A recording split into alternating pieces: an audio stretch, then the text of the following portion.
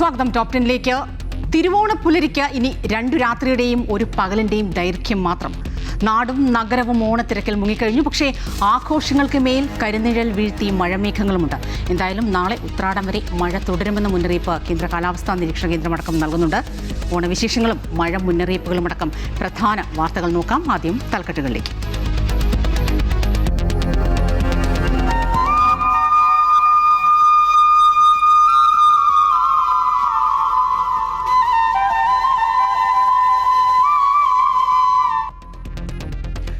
ഓണാവശ്യത്തിൽ മലയാളികൾ നാളെ ഉത്രാടപ്പാച്ചിൽ. സംസ്ഥാനത്ത് ഓണം വാരാഘോഷത്തിന് തുടക്കം. ബെവ്കോയിൽ മദ്യവിൽപ്പന കുത്തനെ കൂടി. കഴിഞ്ഞ 6 ദിവസത്തെ ബെവ്കോയിലെ വിൽപ്പന 512 കോടി 11 ലക്ഷം രൂപ. കഴിഞ്ഞ വർഷത്തേക്കാൾ 52 കോടിയോളം രൂപയുടെ വർധനവ്. സംസ്ഥാനത്ത് ഇന്നു മുതൽ മഴ മുന്നറിയിപ്പ്. വടക്കൻ കേരളത്തിൽ അടുത്ത 2 ദിവസം മഴ ശക്തമാകും.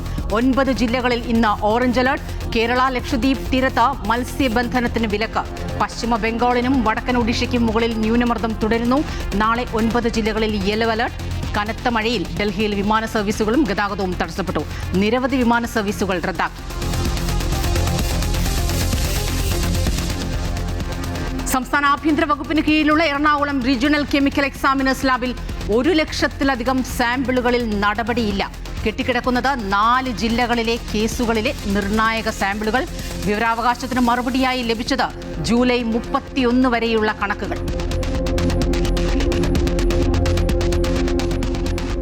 പ്രതിപക്ഷ ഉപനേതാവ് പദവിയിലെ പിണറായി വിജയന്റെ പരസ്യ നിലപാടിൽ CPI കേന്ദ്ര നേതൃത്വം ഇടപെടുന്നു. ഘടകകക്ഷികളെ ഉൾക്കൊള്ളാൻ പിണറായി വിജയൻ തയ്യാറാകണമെന്ന് ജനറൽ സെക്രട്ടറി D. രാജ. ചർച്ചയില്ലെന്ന് പിണറായി പറയുന്നത് എന്തുകൊണ്ടെന്നറിയില്ലെന്നും D. രാജ.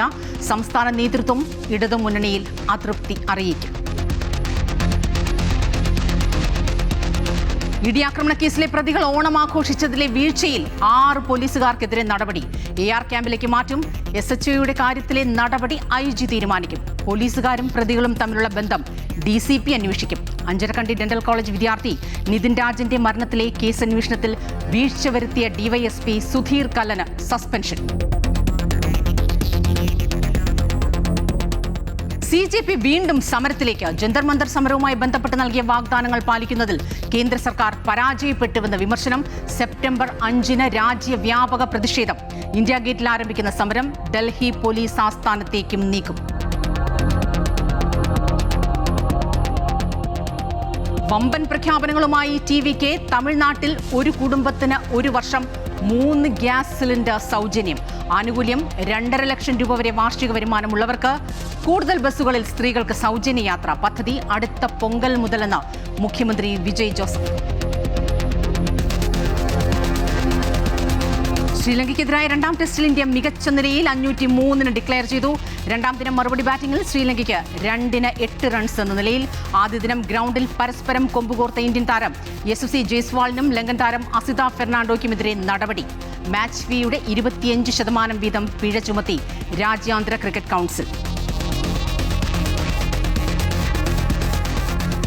ഇന്ത്യ ചൈന അതിർത്തി പ്രശ്നങ്ങളെ ചർച്ചകൾക്കായി ദേശീയ സുരക്ഷാ ഉപദേഷ്ടാവ് അജിത് ഡോവൽ ചൈനയിൽ.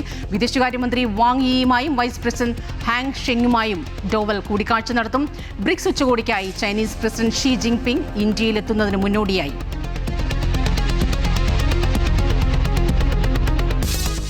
Story of the day. ഓർമ്മകളിലെ ഒരു ഓണക്കാലം. സംസ്ഥാനത്തെ ഓണം ടൂറിസം വാരാഘോഷങ്ങൾക്ക് തുടക്കമായി. തിരുവനന്തപുരത്ത് മുഖ്യമന്ത്രി VD സതീശൻ ആഘോഷങ്ങൾ ഉദ്ഘാടനം ചെയ്തു. ചലച്ചിത്ര താരം കുഞ്ചാക്കോ ബോബൻ വിശിഷ്ടാതിഥിയായി. ഓഗസ്റ്റ് 30 വരെ നീണ്ടു നിൽക്കുന്ന വാരാഘോഷത്തിൽ കേരളത്തിന്റെ സാംസ്കാരിക വൈവിധ്യവും പാരമ്പര്യവും കലാപൈതൃകവും അടക്കം പ്രതിഫലിക്കുന്ന ആഘോഷങ്ങളാകും വിവിധ ജില്ലകളിൽ 100ഓളം വേദികളിൽ നടക്കുക.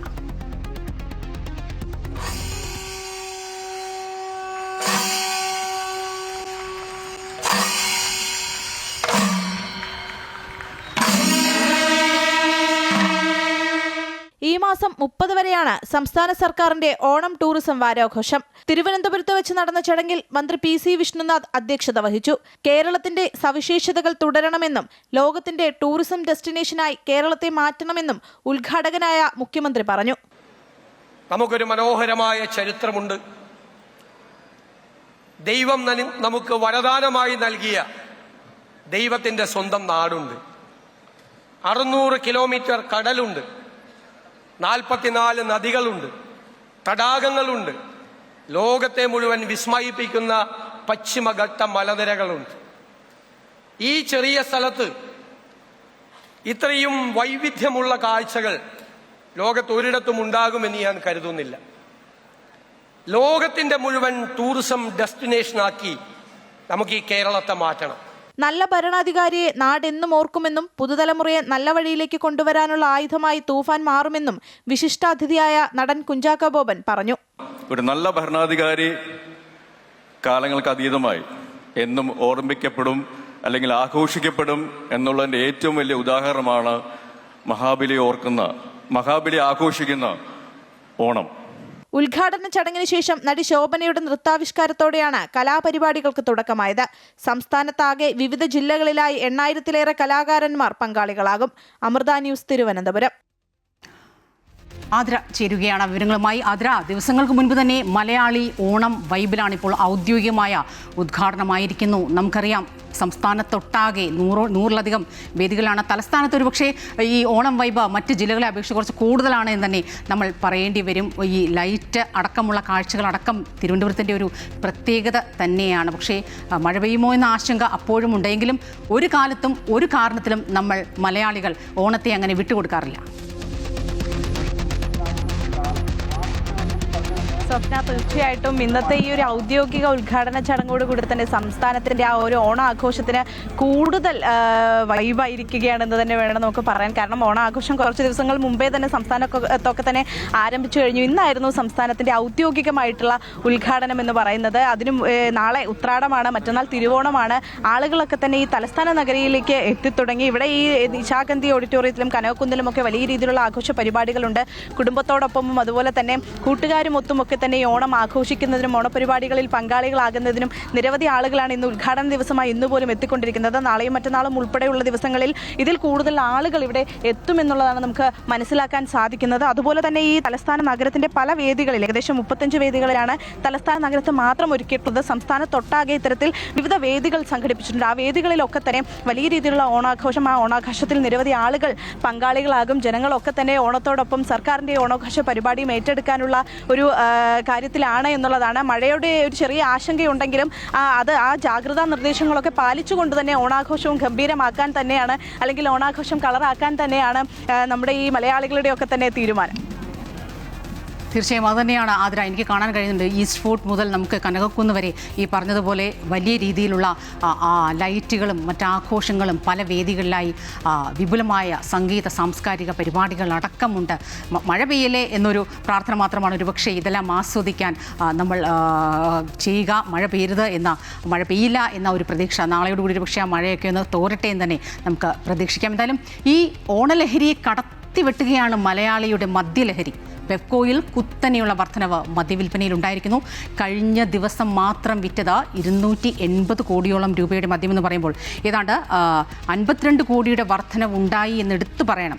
നമ്മുടെ മലയാളിയുടെ ഈ ആഘോഷ സംസ്കാരത്തിൽ മദ്യത്തിൻ്റെ സാന്നിധ്യം എത്രത്തോളം ശക്തമാണെന്നാണ് നമ്മൾ കാണേണ്ടത്.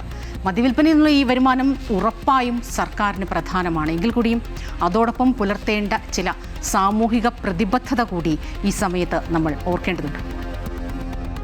ഓണക്കാലത്ത് സംസ്ഥാനത്ത് മദ്യവിൽപ്പനയിൽ റെക്കോർഡ് വർധനയാണ് രേഖപ്പെടുത്തിയത്. കഴിഞ്ഞ 3 ദിവസത്തിനുള്ളിൽ 279.12 കോടി രൂപയുടെ മദ്യമാണ് ബെപ്കോ ഔട്ട്ലെറ്റിലൂടെ വിറ്റത്. കഴിഞ്ഞ വർഷം ഇതേ കാലയളവിൽ 280.96 കോടിയുടെ മദ്യമാണ് വിറ്റത്. 29 കോടി അധികം. ഓണക്കാലം തുടങ്ങി 6 ദിവസത്തെ കണക്കുകൾ പരിശോധിച്ചാൽ 512.11 കോടിയുടെ മദ്യമാണ് വിറ്റത്.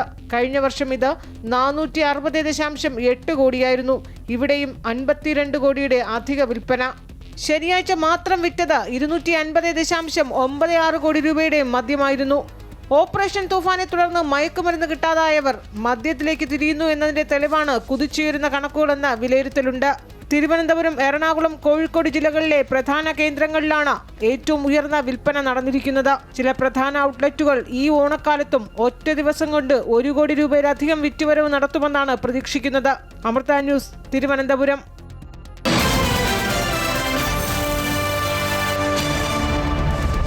ഒരു ഇടവേളയ്ക്ക് ശേഷം സംസ്ഥാനത്ത് വീണ്ടും മഴ കനക്കുന്നു എന്ന സൂചനകളാണ്. നമുക്കറിയാം, മഴ മുന്നറിയിപ്പിലടക്കം മണിക്കൂറുകളിൽ ഇങ്ങനെ മാറ്റം വന്നുകൊണ്ടിരിക്കുന്നു. ഇപ്പോൾ ഏറ്റവും ഒടുവിൽ ഇടുക്കി, കോട്ടയം, എറണാകുളം, തൃശൂർ, മലപ്പുറം, കോഴിക്കോട്, വയനാട്, കണ്ണൂർ ജില്ലകളിൽ ഇന്നിപ്പോൾ ഓറഞ്ച് അലർട്ട് പ്രഖ്യാപിച്ചിട്ടുണ്ട്. അനഘ റീജ ഭരതൻ ചേരുകയാണ് വിവരങ്ങളുമായി. അനഘ, ഈ പറഞ്ഞതുപോലെ ഒരു മഴക്കെടുതിയുടെ ഓർമ്മകൾ അല്ലെങ്കിൽ ആ മഴക്കെടുതിയുടെ ഒരു ദുരിതങ്ങളിൽ നിന്ന് ഇപ്പോഴും പൂർണ്ണമായും നമ്മളൊന്നും മോചിതരായിട്ടില്ല. അപ്പോൾ വീണ്ടും മഴ ശക്തമാകുന്നു എന്ന വിവരമാണ്, റിപ്പോർട്ടാണ് പുറത്തു വരുന്നത്. ഒപ്പം ഓണാഘോഷം കൂടിയാണ്, പൊന്നോണമാണ്. ഇന്ന് 2 രാത്രിയും ഒരു പകലും കൂടി കഴിയുമ്പോൾ തിരുവോണമാണ്. അതിൻ്റെ ഒരു ആശങ്കയും കൂടി ഉണ്ട്. ഇടുക്കി, എറണാകുളം, തൃശൂർ, മലപ്പുറം, കോഴിക്കോട്, വയനാട്, കണ്ണൂർ ജില്ലകളിലാണ് ഇന്ന് കേന്ദ്ര കാലാവസ്ഥാ വകുപ്പ് ഓറഞ്ച് അലർട്ട് പ്രഖ്യാപിച്ചിട്ടുള്ളത്. ഈ കള്ളക്കടൽ പ്രതിഭാസത്തിനുള്ള ഒരു സാധ്യതയും ഉണ്ട്. തിരുവനന്തപുരം, കൊല്ലം, ആലപ്പുഴ ജില്ലകളിലടക്കം കള്ളക്കടൽ പ്രതിഭാസത്തിനുള്ള ഒരു സാധ്യതയും കേന്ദ്ര കാലാവസ്ഥാ വകുപ്പ് നൽകിയിട്ടുണ്ട്.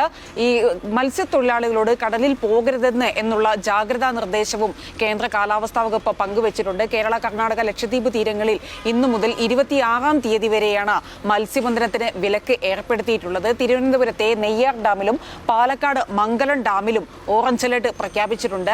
ഈ മഴ ശക്തമാവുന്ന ഒരു സാഹചര്യത്തിൽ നദികളിൽ പരമാവധി ഇറങ്ങാതിരിക്കുവാനും ഈ മലയോര മേഖലകളിലേക്കുള്ള രാത്രി യാത്രകൾ പരമാവധി ഒഴിവാക്കാനും കേന്ദ്ര കാലാവസ്ഥാ വകുപ്പ് മുന്നറിയിപ്പ് നൽകുന്നുണ്ട്. ഏതായാലും നാളെ ഉത്രാടപ്പാച്ചിലാണ്. ആളുകളെല്ലാം തന്നെ ഓണത്തോടനുബന്ധിച്ച് സാധനങ്ങൾ വാങ്ങാൻ അടക്കമുള്ള തിരക്കിലാണ്. ഈ മഴ വീണ്ടും ശക്തമാവുന്നതോടെ ഇത് വ്യാപാര മേഖലയെയും ബാധിക്കും എന്നുള്ളൊരു ആശങ്കയാണ് വ്യാപാരികളും പങ്കുവയ്ക്കുന്നത്. അനഘയാണ് വിവരങ്ങളുമായി ചേർന്ന. മഴ മുന്നറിയിപ്പുകളുണ്ട്, ജാഗ്രതാ നിർദ്ദേശം തുടരണം. ആഘോഷങ്ങളൊക്കെ നല്ലതാണ്, പക്ഷേ അതിനുമപ്പുറം പ്രധാനമാണ് നമ്മുടെയൊക്കെ സുരക്ഷയും. കേരളത്തിൽ മാത്രമല്ല, ഡൽഹിയിലും സമീപ പ്രദേശങ്ങളിലും കനത്ത മഴ അത് രാവിലെ മുതൽ തന്നെയുണ്ട്. റെയിൽ, റോഡ്, വ്യോമഗതാഗതത്തെ സാരമായി ബാധിച്ചുവെന്ന റിപ്പോർട്ടുകളും പുറത്തുവരുന്നു. ഡൽഹി വിമാനത്താവളത്തിൽ ഏകദേശം 397 വിമാനങ്ങൾ വൈകി സർവീസ് നടത്തുന്നതായി അധികൃതർ അറിയിച്ചിട്ടുണ്ട്. 26 വിമാനങ്ങൾ റദ്ദാക്കി. 3 അന്താരാഷ്ട്ര സർവീസുകൾ ഉൾപ്പെടെ 15 എണ്ണം വഴിതിരിച്ചുവിട്ടു. നോയിഡ, ഗാസിയാബാദ് എന്നിവിടങ്ങളിലും വിമാനങ്ങൾ വഴിതിരിച്ചുവിട്ടിട്ടുണ്ട്. കനത്ത മഴയിൽ നിസാമുദ്ദീൻ ഉൾപ്പെടെ ഡൽഹിയിലെ വിവിധ ഭാഗങ്ങളിലും ഗുരുഗ്രാമിലും ഫരീദാബാദിലും താഴ്ന്ന പ്രദേശങ്ങളിൽ വെള്ളം കയറി റോഡ് ഗതാഗതം തടസ്സപ്പെടുകയുണ്ടായി. ഇടിമിന്നലോടുകൂടിയ ഇടവിട്ട മഴയ്ക്കും മണിക്കൂറിൽ 40 കിലോമീറ്റർ വരെ വേഗതയിൽ കാറ്റ് വീശാനും സാധ്യതയുണ്ടെന്നും കേന്ദ്ര കാലാവസ്ഥാ വകുപ്പിന്റെ മുന്നറിയിപ്പുണ്ട്.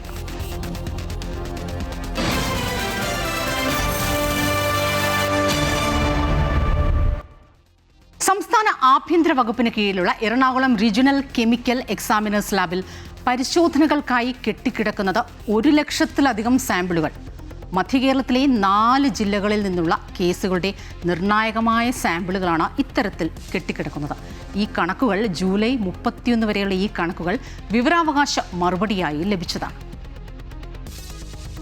കുറ്റകൃത്യങ്ങളുമായി ബന്ധപ്പെട്ട് ശേഖരിക്കുന്ന കെമിക്കൽ സാമ്പിളുകളാണ് കാക്കനാട് റീജിയണൽ കെമിക്കൽ എക്സാമിനേഴ്സ് ലബോറട്ടറിയിൽ പരിശോധിക്കുന്നത്.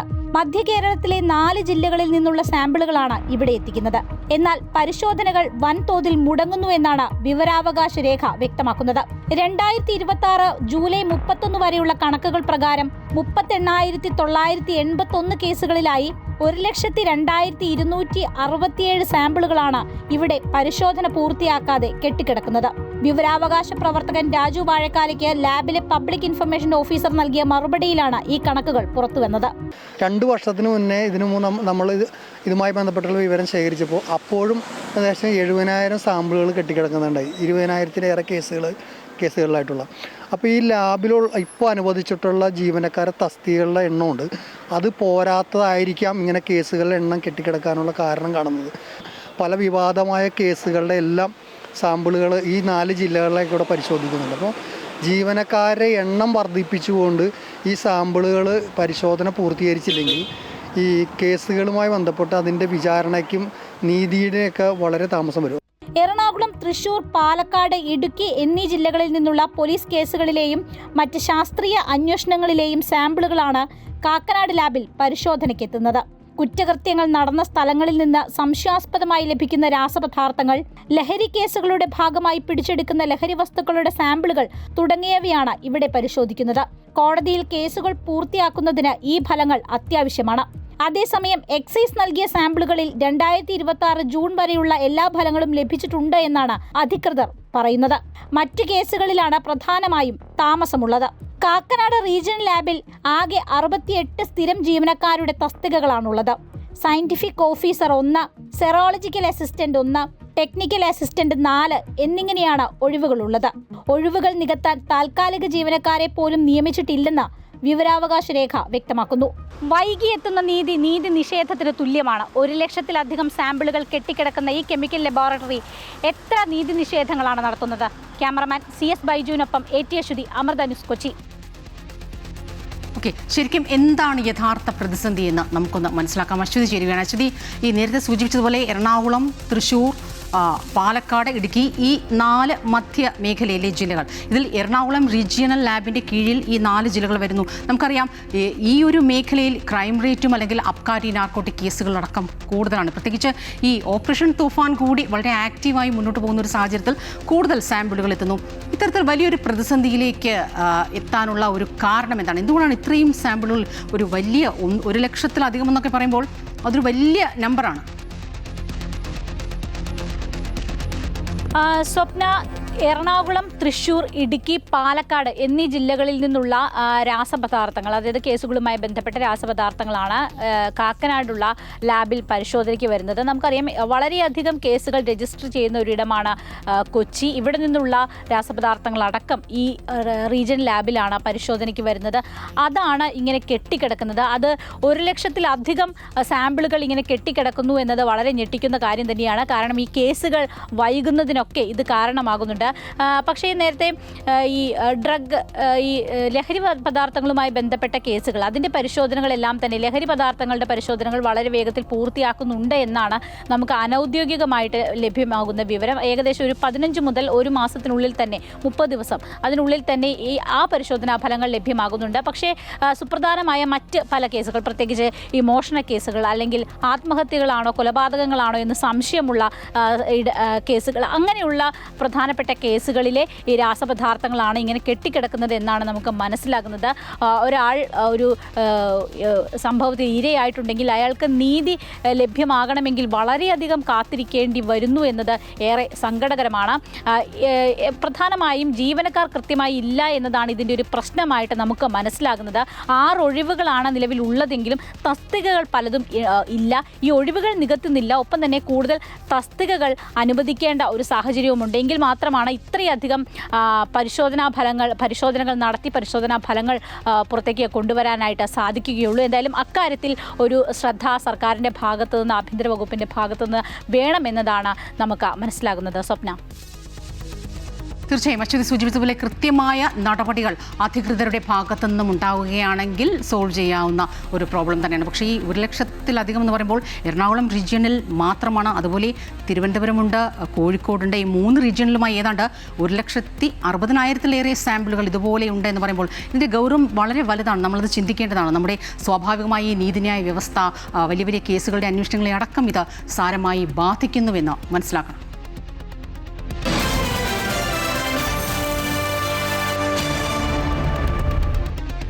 ഒരു മുന്നണിയിൽ തുടരുമ്പോൾ പാലിക്കേണ്ട ചില രാഷ്ട്രീയ മര്യാദകളും പ്രതിപക്ഷ സഖ്യകക്ഷി ബഹുമാനവും ഒക്കെയുണ്ട്. അതൊന്നും തങ്ങൾക്ക് ബാധകമല്ല എന്ന തരത്തിലുള്ള CPM-ൻ്റെ വലിയേറ്റൻ കളി ഇനിയും തുടരാനാകില്ല എന്ന നിലപാടിലാണ് CPI.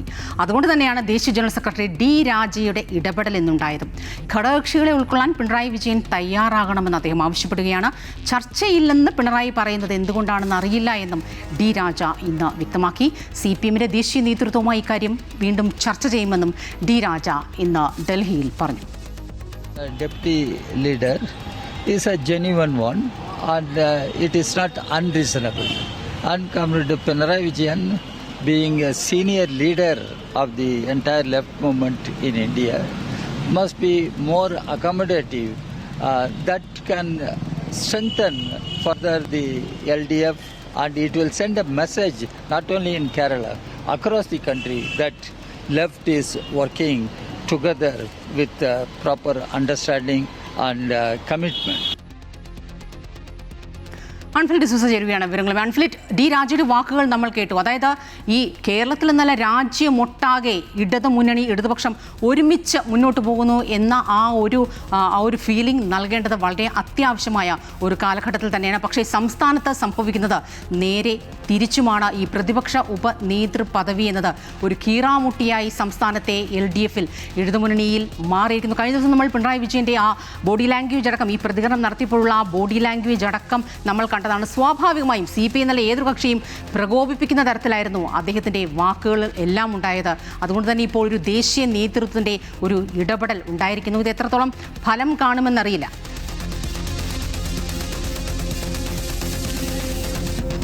തീർച്ചയായും സ്വപ്ന, വളരെ നിസ്സാരമായൊരു വിഷയത്തിൽ തുടങ്ങിയ തർക്കമാണ് ഇപ്പോൾ വലിയ രീതിയിൽ മുന്നണി പോലും ചേരാൻ കഴിയാത്ത രീതിയിൽ, അഥവാ ചേർന്നാൽ പോലും കാര്യക്ഷമമായ ചർച്ചകളിലേക്ക് കടക്കാൻ കഴിയാത്ത രീതിയിലേക്ക് ഇടതുമുന്നണിയെ ചെന്നെത്തിയിരിക്കുന്നത്. അതായത് ഒരു 6 മാസം മുമ്പ് വരെ ഇവർ ഭരണത്തിലിരുന്നപ്പോൾ PMCയെ ചൊല്ലി വലിയ രീതിയിൽ പ്രകമ്പനമൊക്കെ ഉണ്ടായതാണ്. മന്ത്രിമാരെ പോലും പിൻവലിക്കുന്ന ഒരു സാഹചര്യം ഉണ്ടായി. അതൊരുപക്ഷെ പാർട്ടിയുടെ അല്ലെങ്കിൽ മുന്നണിയുടെ നയപരമായ ഒരു വിഷയത്തിലെടുത്ത ഒരു തർക്കമാണെന്ന് പറയാം. പക്ഷേ ഇപ്പോൾ എന്താണ് സംഭവിക്കുന്നത്? ഇപ്പോൾ ഒരു നിസ്സാര കാര്യം തന്നെയാണ് പ്രതിപക്ഷ ഉപനേതൃപദവി. അതിനെ ചൊല്ലിയുള്ള അത് ഒരിക്കലും പാർട്ടിയെ മുന്നണിയുടെ ഒരു നയപരമായ വിഷയമല്ല. അല്ലെങ്കിൽ ഇത്രയേറെ രീതിയിൽ രണ്ട് പാർട്ടിയും, അത് CPM ആയാലും CPI ആയാലും ഇത്രയേറെ മത്സരിക്കേണ്ടയോ അല്ലെങ്കിൽ ഇത്രയേറെ ബലം പിടിക്കേണ്ട യാതൊരു ആവശ്യവുമില്ലാത്ത ഒരു വിഷയത്തിൽ തുടങ്ങിയ ചർച്ച ഇപ്പോൾ വലിയ രീതിയിൽ തന്നെ മറ്റു ഘടകകക്ഷികൾക്ക് പോലും അതൃപ്തിയും അവർ അതൃപ്തി പരസ്യമാക്കി പറയേണ്ട ഒരു സാഹചര്യമൊക്കെ ഉണ്ടാകുന്നു. രണ്ടുപേരും വിട്ടുവീഴ്ചയ്ക്ക് തയ്യാറാകുന്നില്ല. പിണറായി വിജയൻ ഈ ഒരു വിധത്തിൽ ഈ വിഷയം കെട്ടടങ്ങി നിന്നത് 2 ദിവസം മുമ്പ് പിണറായി വിജയൻ തൃശ്ശൂരിൽ വാർത്താ സമ്മേളനം നടത്തിയപ്പോൾ പ്രകോപനപരമായ ഒരു പരാമർശമാണ് അദ്ദേഹത്തിന്റെ ഭാഗത്തുനിന്നുണ്ടായത്. അത് തീരുമാനിക്കുന്നത് CPM തന്നെയാണ്. താനാണ് കത്ത് കൊടുക്കുന്നതെങ്കിൽ അതൊരു CPM നേതാവിന്റെ പേര് തന്നെയാകുമെന്ന് അദ്ദേഹം പരസ്യമായി പറയുന്നു. അപ്പോൾ അതൊരു ഏകപക്ഷീയമായ തീരുമാനമാണ്. അതുതന്നെയാണ് ഈ കാലാകാലങ്ങളായി മുന്നണിക്കുള്ളിൽ CPM വെച്ചു പുലർത്തുന്ന ഒരു വലിയേട്ടൻ മനോഭാവം. അത് ഇനിയും വെച്ചു പൊറിപ്പിക്കാൻ കഴിയുകയില്ല. മാത്രമല്ല മുന്നണി ഇപ്പോൾ തകർന്ന് തരിപ്പണമായി തെരഞ്ഞെടുപ്പ് സമയത്ത് കിടക്കുകയാണ്. അപ്പോൾ ഈ ഒരു അവസരത്തിൽ ഇനിയും ഇവർ ഈ രീതിയിലൊരു മുന്നോട്ട് പോക്ക് വേണ്ട എന്ന് തന്നെയാണ് CPI പറയുന്നത്. ഇത് വലിയ രീതിയിൽ പ്രകോപനപരമായി അദ്ദേഹത്തിന്റെ ഭാഗത്തുനിന്നുണ്ടാകുമ്പോൾ CPI ചോദിക്കുന്നത് അദ്ദേഹത്തിന്റെ പ്രായവും പക്വതയും കൂടി ഉണ്ടാകേണ്ടതല്ലേ? അതായത് അദ്ദേഹത്തിന്റെ പദവിക്കും പക്വതയ്ക്കും നിരക്കാത്ത ഒരു പ്രതികരണം പിണറായി വിജയന്റെ ഭാഗത്തുനിന്നുണ്ടായി എന്ന് പറയുന്നു. പിണറായി വിജയൻ പ്രതിപക്ഷ നേതാവ് എന്നതിനപ്പുറം ഇടതുമുന്നണിയുടെ ചെയർമാൻ പദവി കൂടി വഹിക്കുകയാണ്. അപ്പോൾ ആ ഒരു മാന്യതയും പക്വതയും അദ്ദേഹം കാണിക്കേണ്ടത് എന്നാണ് ചോദിക്കുന്നത്. അതുകൊണ്ടാണ് ദേശീയ നേതൃത്വം ഈ വിഷയത്തിൽ ഇടപെടുകയും ദേശീയ ജനറൽ സെക്രട്ടറി D രാജ ഈ രീതിയിലൊരു കടുപ്പിച്ച് അദ്ദേഹത്തിന്റെ നിലപാട് പറയുന്നു. അപ്പോൾ സംസ്ഥാന നേതൃത്വത്തിനപ്പുറം ദേശീയ നേതൃത്വം ഈ വിഷയത്തിൽ ഇടപെടുമ്പോൾ CPI ഒരിക്കലും വിട്ടുവീഴ്ച 1 ഇഞ്ച് പോലും മുന്നോട്ട് പോകില്ല എന്ന് അവരും പറയുകയാണ്. അങ്ങനെ വരുമ്പോൾ ഇനി മുന്നണി പ്രതിപക്ഷമാണ്, ക്രിയാത്മകമായി ഇവർ നിലകൊള്ളേണ്ടതാണ്. സർക്കാരിന് ഒരു വലിയ രീതിയിലുള്ള പ്രതിപക്ഷ പരിപാടികളും സമര പരിപാടികളും ഒക്കെ ആവിഷ്കരിക്കേണ്ട സമയമാണ്. കാരണം നാളെ UDF സർക്കാർ അധികാരത്തിലേറി 100 ദിവസം പിന്നിടുകയാണ്. അപ്പോൾ 100 ദിവസം പിന്നിടുമ്പോൾ പോലും ക്രിയാത്മകമായ അല്ലെങ്കിൽ ഏറ്റവും ശക്തമായ പ്രതിപക്ഷമായി നിലനിൽക്കണമെങ്കിൽ ആ മുന്നണി സംവിധാനം അതേ രീതിയിൽ ഒരുമിച്ച് പോകണം, കെട്ടുറപ്പോടെ പോകണം. തീർച്ചയായും ഈ മുന്നണി സംവിധാനം അൺഫിലിറ്റ് ഇപ്പോൾ ചർച്ച ചെയ്യേണ്ടത് ഒരുപക്ഷെ ഈ പറഞ്ഞതുപോലെ വലിയൊരു തിരിച്ചടി 10 വർഷത്തിന് ശേഷം ഭരണം നഷ്ടപ്പെടുന്നു, വലിയൊരു തിരിച്ചടി നേരിട്ടിരിക്കുന്നു. അത് ചർച്ച ചെയ്യേണ്ടതിന് പകരം, അതിൻ്റെ കാരണങ്ങൾ ചർച്ച ചെയ്യേണ്ടതിന് പകരം CPM അല്ലെങ്കിൽ ചർച്ച ചെയ്യുന്നത് CPM തൂങ്ങിപ്പിടിക്കുന്നത് മാസപ്പടി കേസ്, പ്രതിപക്ഷ ഉപനേതൃ പദവി, ഇങ്ങനെ മറ്റ് ഒരുപാട് കാര്യങ്ങളിലാണ്.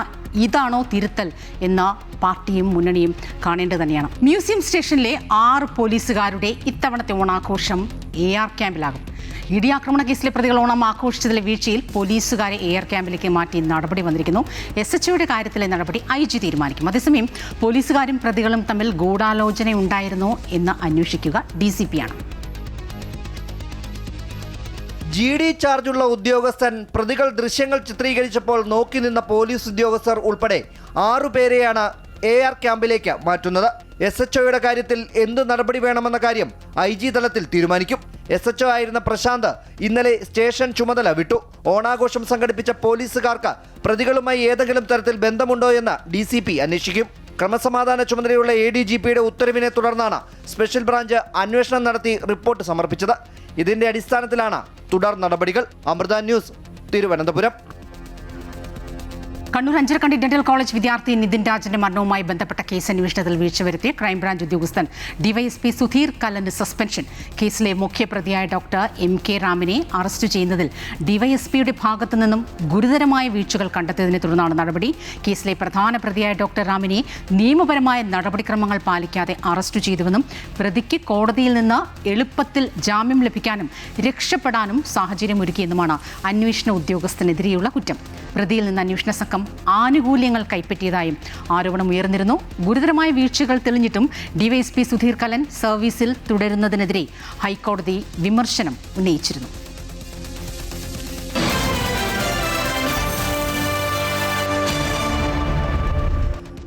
CJP വീണ്ടും പ്രതിഷേധ സമര പരിപാടികളിലേക്ക് നീങ്ങുന്നുവെന്ന സൂചനകളാണ്. കേന്ദ്ര സർക്കാരിനെതിരെ വീണ്ടും സമരം പ്രഖ്യാപിച്ചിരിക്കുന്നു.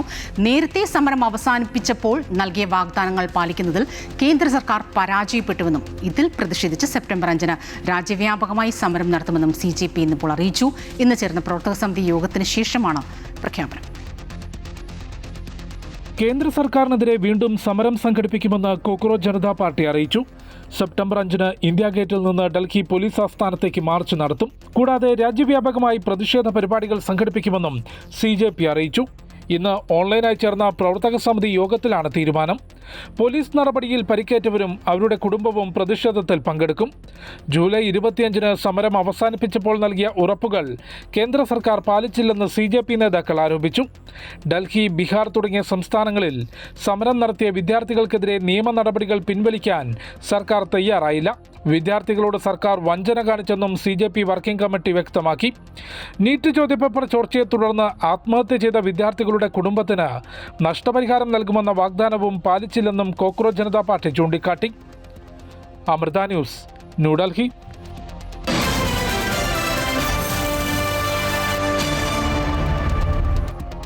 തിരഞ്ഞെടുപ്പ് വാഗ്ദാനങ്ങൾ പാലിച്ച് തമിഴ്നാട് മുഖ്യമന്ത്രി ജോസഫ് വിജയ് വൻ പ്രഖ്യാപനങ്ങളാണ് നിയമസഭയിൽ വിജയ് നടത്തിയത്. ഒരു കുടുംബത്തിന് വർഷത്തിൽ 3 ഗ്യാസ് സിലിണ്ടർ സൗജന്യമായി ലഭിക്കും. 2.5 ലക്ഷം വാർഷിക വരുമാനമുള്ളവർക്കും ഈ ആനുകൂല്യം ലഭ്യമാകും. പൊങ്കൽ ദിവസം മുതൽ ഈ ഇളവ് പ്രാബല്യത്തിൽ വരും.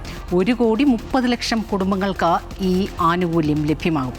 കൂടാതെ സർക്കാർ ബസ്സുകളിലെ സ്ത്രീകൾക്കുള്ള സൗജന്യ യാത്ര കൂടുതൽ ബസ്സുകളിലേക്ക് വ്യാപിപ്പിക്കാനും തീരുമാനമായി. ഗാന്ധി ജയന്തി ദിനം മുതൽ എക്സ്പ്രസ്, ഡീലക്സ് ബസ്സുകളിൽ സ്ത്രീകൾക്ക് സൗജന്യമായി യാത്ര ചെയ്യാം.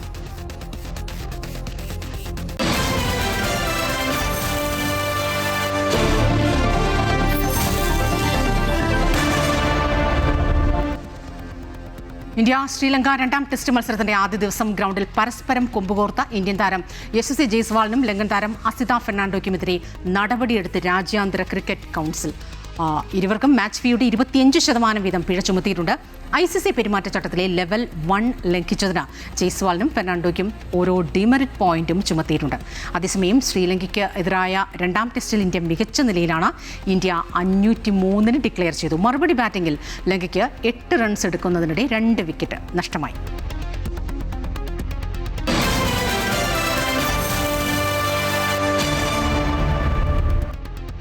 ഇന്ത്യ ചൈന അതിർത്തി പ്രശ്നങ്ങളിലെ ചർച്ചകൾക്കായി ദേശീയ സുരക്ഷാ ഉപദേഷ്ടാവ് അജിത് ഡോവൽ ചൈനയിലെത്തി. 2 ദിവസത്തെ ഔദ്യോഗിക സന്ദർശനത്തിൽ ചൈനീസ് വിദേശകാര്യമന്ത്രി വാങ് യിയുമായും വൈസ് പ്രസിഡന്റ് ഹാങ് ഷെങ്ങിയുമായും ഡോവൽ കൂടിക്കാഴ്ച നടത്തും.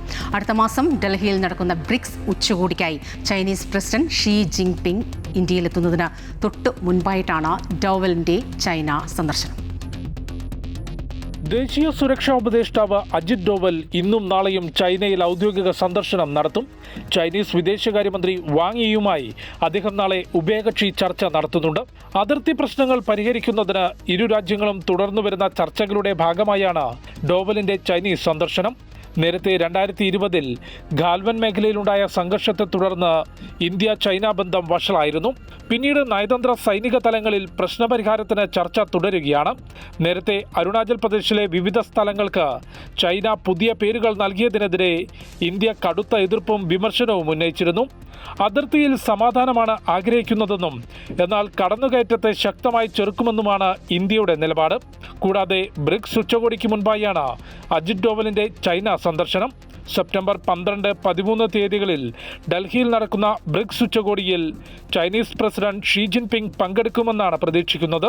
ഉച്ചകോടിയുടെ ഭാഗമായി പ്രധാനമന്ത്രി നരേന്ദ്രമോദിയും ഷീ ജിൻപിങ്ങും തമ്മിൽ പ്രത്യേക കൂടിക്കാഴ്ച നടത്താനും സാധ്യതയുണ്ട്. അമൃത ന്യൂസ്, ന്യൂഡൽഹി. ഭീകരാക്രമണ പദ്ധതി തകർത്ത് സുരക്ഷാ ഏജൻസികൾ. ചണ്ഡീഗഡിൽ വൻ സ്ഫോടക വസ്തുക്കളുമായി 3 ഖലിസ്ഥാൻ ഭീകരരെ പോലീസ് പിടികൂടി. പഞ്ചാബ്, ഹരിയാന സംസ്ഥാനങ്ങൾ കേന്ദ്രീകരിച്ച് സ്ഫോടനങ്ങൾ നടത്താനായിരുന്നു ഭീകരരുടെ പദ്ധതി. കേന്ദ്ര ഏജൻസികളുടെയും സംസ്ഥാന പോലീസിന്റെയും കൃത്യമായ ഇടപെടലിലൂടെയാണ് വൻ ഭീകരാക്രമണ പദ്ധതി തകർത്തത്. ചണ്ഡീഗഡിൽ സെക്ടർ 43-ലുള്ള ബസ് ടെർമിനലിന് സമീപത്ത് വച്ച് ബാബർ ഖൽസ ഇന്റർനാഷണലുമായി ബന്ധമുള്ള 3 പേരെയാണ് പിടികൂടിയത്. പഞ്ചാബ് സ്വദേശികളായ ലവ്പ്രീത് സിംഗ്, പ്രപ്രീത് സിംഗ്, ജഷൻപ്രീത് സിംഗ് എന്നിവരാണ് പിടിയിലായത്. 5 കിലോഗ്രാം ജലാറ്റിൻ സ്റ്റിക്കുകൾ, തോക്കുകൾ, മറ്റ് ആയുധങ്ങളും പിടിച്ചെടുത്തു. ഭീകരരെ കേന്ദ്ര സംസ്ഥാന രഹസ്യാന്വേഷണ ഏജൻസികൾ വിശദമായി ചോദ്യം ചെയ്തു വരികയാണ്. ഇവരുടെ പിന്നിലുള്ള ഭീകര ശൃംഖലയും പ്രാദേശികമായി ലഭിച്ച സഹായത്തെക്കുറിച്ചും സമഗ്രമായ അന്വേഷണം നടത്തും. നേരത്തെ നടന്ന അംബാല പോലീസ് സ്റ്റേഷൻ കേസുമായി ബന്ധപ്പെട്ട അന്വേഷണത്തിലാണ് ഭീകരരെക്കുറിച്ച് സുരക്ഷാ ഏജൻസികൾക്ക് വിവരം ലഭിച്ചത്. അംബാല സ്ഫോടനത്തിന് ഉപയോഗിച്ചത് പാകിസ്ഥാൻ നിർമ്മിത മൊബൈൽ ഫോൺ ആണെന്നും കണ്ടെത്തിയിരുന്നു. Amrita news, New Delhi. Palakkad railway division വിഭജന വിഷയത്തിൽ പ്രധാനമന്ത്രിക്ക് കത്തയച്ചു മുഖ്യമന്ത്രി വി.ഡി. സതീശൻ. പാലക്കാട് റെയിൽവേ ഡിവിഷനിൽ നിന്ന് മംഗളൂരു സ്റ്റേഷൻ ഉൾപ്പെടെയുള്ള ഭാഗങ്ങൾ മൈസൂരു ഡിവിഷനിലേക്ക് മാറ്റാനുള്ള തീരുമാനം പുനഃപരിശോധിക്കണമെന്ന് കത്തിൽ ആവശ്യപ്പെട്ടു. കേരളത്തിന്റെ റെയിൽവേ അടിസ്ഥാന സൗകര്യ വികസനത്തിനെയും ഭാവി വികസന സാധ്യതകളെയും ബാധിക്കാവുന്ന സുപ്രധാന തീരുമാനമെടുത്തത് സർക്കാരുമായി ആലോചിക്കാതെയാണെന്ന് മുഖ്യമന്ത്രി കത്തിൽ ചൂണ്ടിക്കാട്ടുന്നു.